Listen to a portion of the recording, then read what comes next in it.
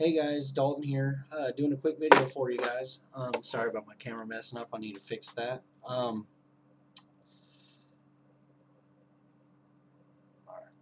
So, been getting a lot of questions about this.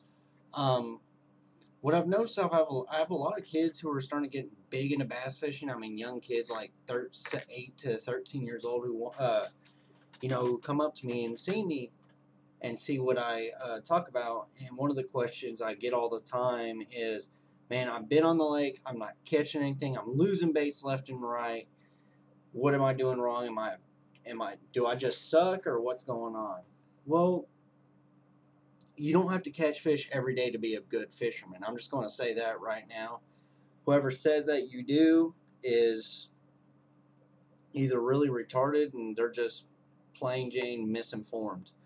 Um, there's different ways to go about it. I'm going to talk about my number one baits. My number one bait I like to go to, especially when it's hot. And this bait's really good if you're fishing deep or rocky bottoms, things of that nature, and you want to keep it close to the top. Is generally I'm probably going to go with a. This is a little bit bigger, but this is just an example. This is a lipless crankbait. This is a shad color. This is from Strike King. I use something like this when I'm fishing like rock bottoms or dams or anything like that. And as you can see, it has a nice nice rattle to it. It has some nice big hooks on it. The little bass aren't going to touch this. The bigger ones are going to go after it. When the shad are running or it gets real hot, you're still fishing a little shallow. Plastics aren't working for you. I generally go to these, or if it's a little bit medium depth, I've been known to use this guy right here, a medium running crankbait, shad color. Love shad, really mimics a good bait fish that bass love. And I'll go to this guy right here. If the water's starting to get a little deeper, fishing a little bit deeper water. I'm not fishing really shallow, but they're running a little bit deep, but not all the way to the bottom. I'll throw this guy out here to really tell me where they're at, how to find them, things of that nature. But don't fish this around grass because you will get caught up, and you will. If you're a beginner, don't fish them through grass. If you know what you're doing, they'll tell you just pop them out real quick, and that works. I generally fish those probably on braided line because braided will pop you out of anything, and it doesn't have any stretch, so it's just going to rip it out of there real quick with a polymer knot, which really helps. If they're bluegill running or they're going after crawfish or sunfish, anything like that, I like to use these little red colors right here. And I have two different styles in them. Well, I have two of the same. Actually, this one's a little bit different, has a little bit lighter color on it, a little bit different pattern. And I also have the KVD one, which I haven't really had a chance to try out yet. I've been wanting to, but with everything going on, haven't had a chance yet. But this guy right here, we'll talk about this guy, has red eyes on it, right here. Has a little bit of rattle to it, so you can fish this like rocky bottoms. If they're not, this is more of a medium depth to shallow depth crankbait. Has a nice little stomach on it. Make the bass think that, oh, hey, this fish has been eaten. This is a good meal for me. And it brings those bigger ones out because the bigger ones are going to go after bigger bait fish.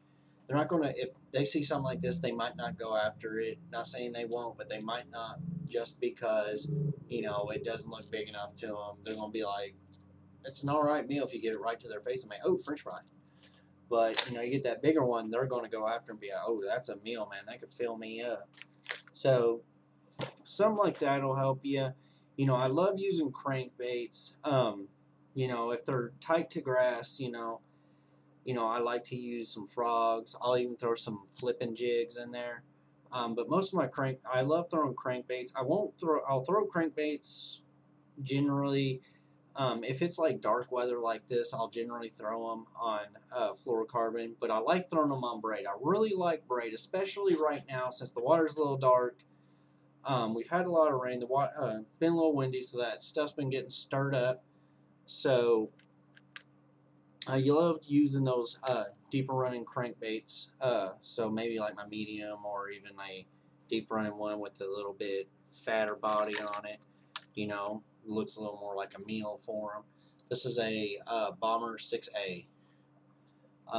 I've got some big ones on this, and you know, like I said, if they're going for bluegill, you know, I might throw something like that down in there. But I have a lot of people asking us like, well, I'm fishing for the shoreline, so I'm like, okay, if you're fishing shoreline, you know, something like this, and there's a little ledge, you know, something like this or something like this, a lipless crank to a medium crank is going to be fine.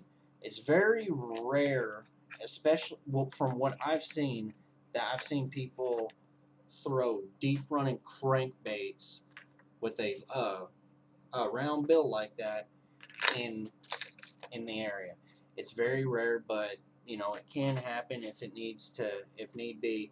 But generally, I usually recommend more of a uh, medium crankbait or a lipless crankbait. I'd probably start lipless, then work my way there.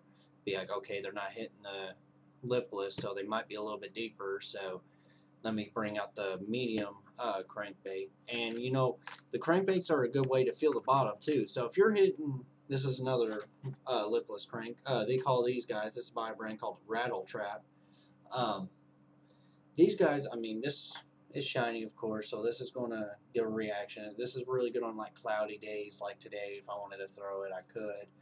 Um, these guys, you can really tell the bottom with. You really can. Because if you start feeling like oozing, if you feel it start hitting the bottom, because what some people do is since it's lipless, you can fish it high or you can fish it low. A lot of people like to fish it low, but when you pause it, it floats back up. So what I like to do is I generally like to throw these around medium, around either top, or I'll go straight to the bottom with them if I can. And I'll chunk this guy out here, and I'll feel the bottom for it. If I feel the bottom really quickly, I the medium depth might be okay, but you know if you're fishing 30 feet, if you're on the shore and it drops off to like 30 feet, and you're kind of like okay, it's not. It's like you feel the bottom right away. You might want to stick with a lipless crankbait. And these lipless cranks are real good too because they have rattles in them.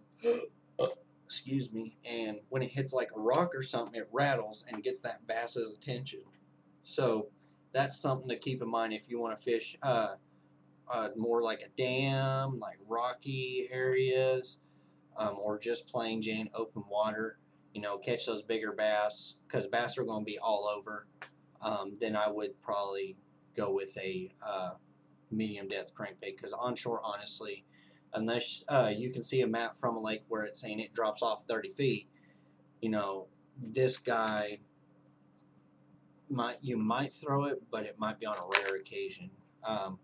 So I might throw this guy right here. I think when I read these guys, it went like says like 5 to 8 feet or something, which generally is good enough for me, and that's where generally the bass like to hang out if they're hanging around shoreline. 5 to 8 feet will get you out there, guys. All right, guys. We'll talk to you next time. Thanks for watching Real World Bass Fishing. Like, subscribe below, and God bless, guys.